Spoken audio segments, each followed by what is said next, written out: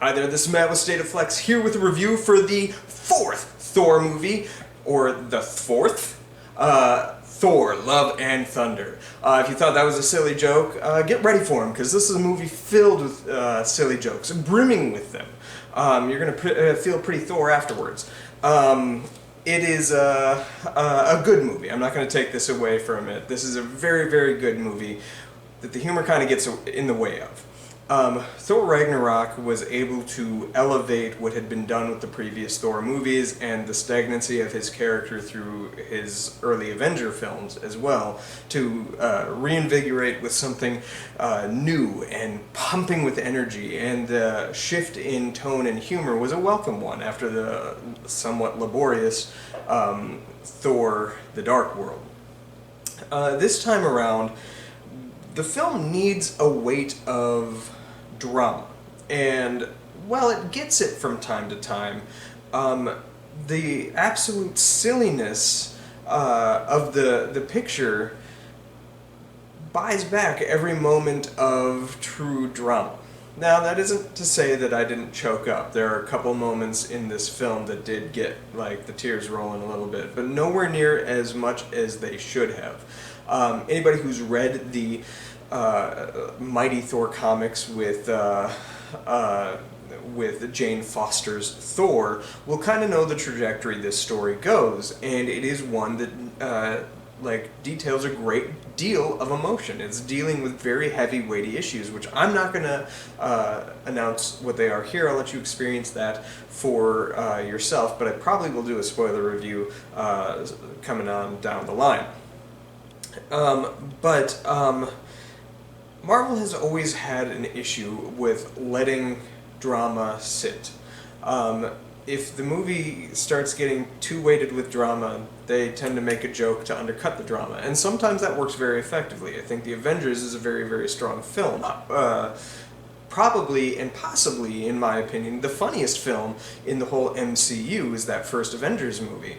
The laughs that came in that were so hard that I had tears from laughter, and then the weight of reality would come in and some major character would die, i.e. Coulson, and the film let you feel that. It didn't keep hitting you with humor. And I think that's something that we have kind of lost. The more recent Avenger films, the third and the fourth one, also allowed you to be immersed in that the drama of the story without letting humor kind of steal the show. But I do think that that's a common criticism that can be levied at the Marvel Universe, is that their movies sometimes go for the joke when they really need to go for the drama, because it's the drama that makes it a movie. So that's my big criticism of this film. Let's talk story. Thor finds himself in awe of a new Thor that comes around. Jane Foster is able to wield Mjolnir, who has rebuilt itself after its destruction by Hela.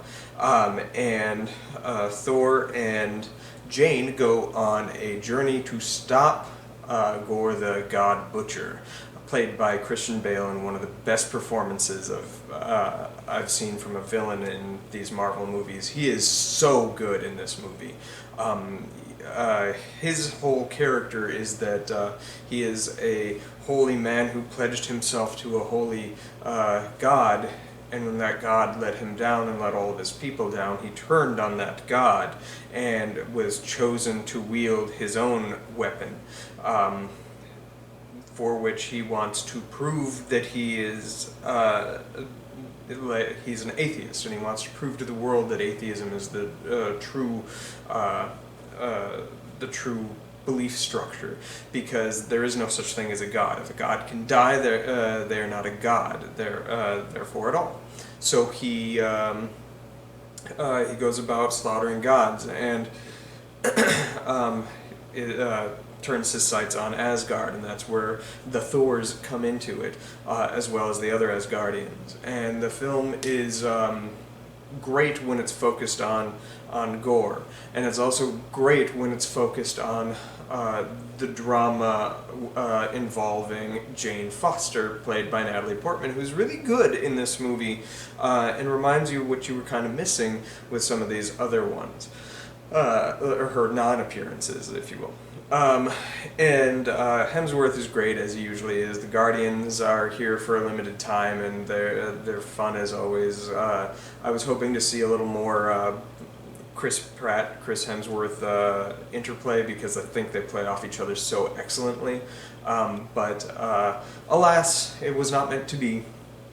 Taika Waititi does a good job. This is a good movie. But this might be my least favorite movie I've seen of his, of the 5 features of his that I have seen.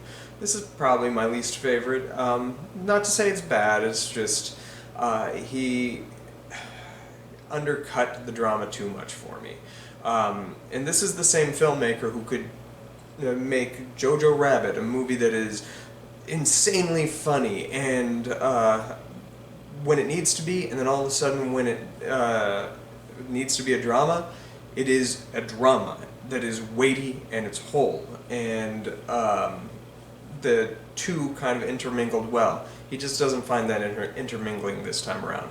I'm going to give this film a very strong 3 out of 4 stars. Worth your time, worth a look, and you'll have fun in the theater. Maybe a little too much fun. Thanks for watching. Let me know what you thought of the film in the comments down below. Please, no spoilers. Save that for my spoiler video coming on down in probably 5 or so days. Thanks for watching. Peace.